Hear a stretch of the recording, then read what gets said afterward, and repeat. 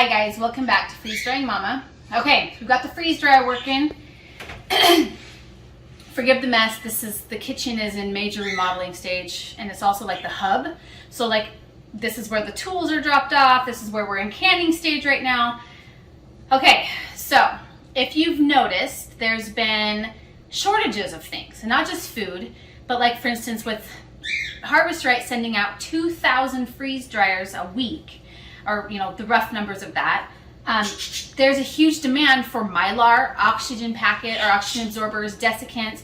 There's like this huge demand for that now, and the production isn't there. Nobody's taking jobs, right?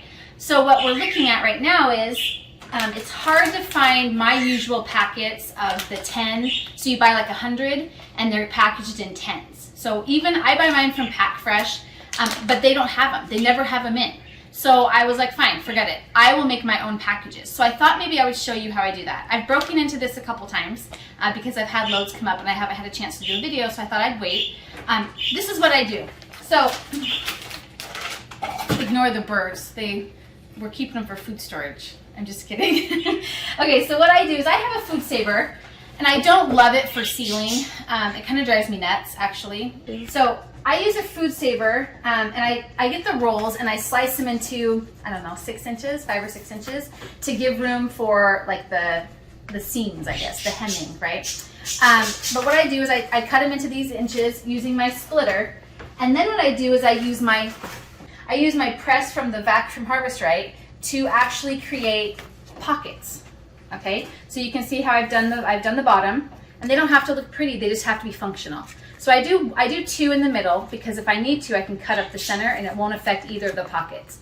But this is what I'm going to do. Is I'm going to put vacuum or the oxygen absorbers into these in packets of 10. Then I'm going to vacuum.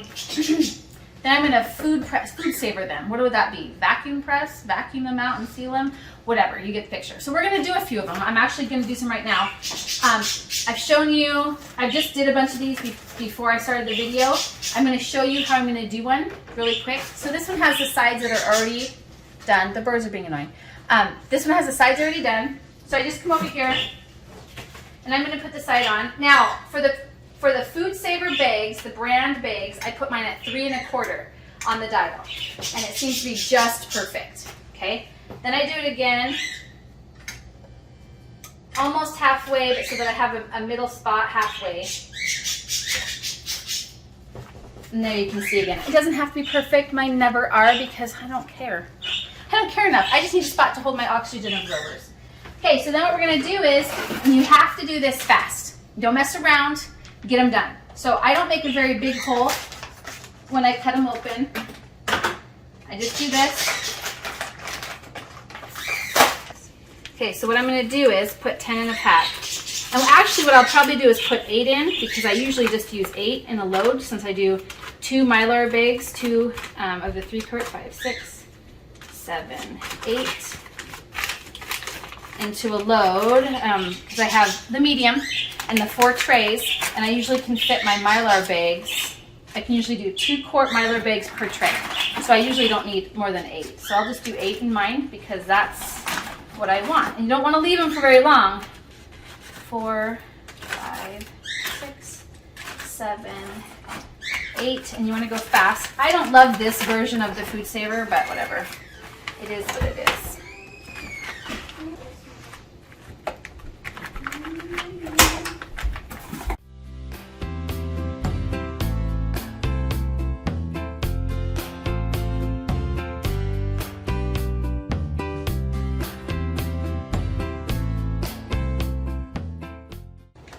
Now these weren't vacuumed perfectly because they're shoved up under, but I got enough of the air out that this is actually going to be stored well until I need it. So now I have 8 in each of these. I'm not going to take too long before I go into getting the next ones ready because like I said, you don't want to let them sit for too long sitting there collecting oxygen.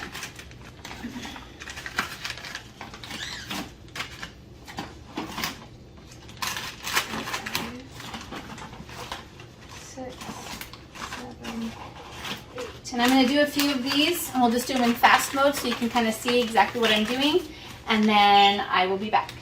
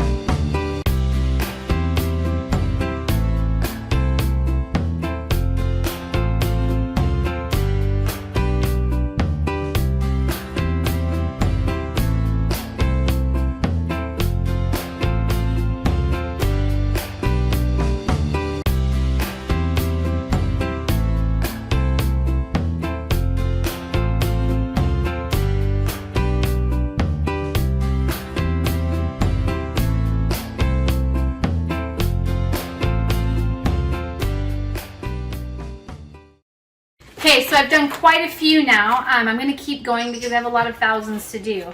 I order mine in like bulks of, well, thousands and thousands. So when you do them, don't let the oxygen absorbers, like if it's only a 10-pack or whatever, stop you. Put them into your packet sizes that you want to do. You can do this yourself. This is why we're doing this, right? Because we're DIYers, we're preppers. Use your food saver if you want. You don't have to use a food saver. I did the first fuse that I did them without the food saver. I just did them with my press and seal, and it works just fine. They're oxygen absorbers. Just press out as much of the air as you can. You're going to be fine. They're not going to be bad. The way to test to see if your oxygen absorber is bad is to crinkle it. If it's soft still, it's good. If it's hard, it's oxidized as much as it's going to, and you have to throw that one away. So I usually check them, but these are so brand new that they're fine. So then what I do is I've got them all stacked up, and I'll just put them back out into my normal cubby that I keep my oxygen absorbers in for freeze drying. And then I've got them made, and I might make more since I'm in here and I'm already doing it because I don't like to get my stuff out multiple times. I might just do that and get a whole bunch of them done. But you do whatever's comfortable for you. But this will actually make your prepping a lot easier if you do a lot of your stuff at once. It's called time blocking. We do that a lot here. So if you get a chance, check out the website. I'll have more step-by-step instructions on there, as well as a checklist of items you'll need and where to find like the best oxygen absorbers and stuff. That's at freezedryingmama.com. I also have a section on the website and here in the videos that I'm working on adding things that we do that you can't freeze dry. For instance, fatty foods like bacon, butter. I'm canning those so you guys can see how we're putting those away for our food storage, as well as ways that we're also utilizing chili. We're putting beans in, chicken noodle soup, those types of things. We're putting them into jars and canning them that way. There's a couple different ways that we will do that, and I'll show you those in another video. Okay guys, press subscribe if you haven't already, and hit the notification button so you don't miss any more of my videos. I'm super grateful that the Harvest Right fixed my situation with my 3-year-old freeze dryer. If you have any questions, leave them in the comments and I will do my best to get to them. Thanks you guys. Have a great day.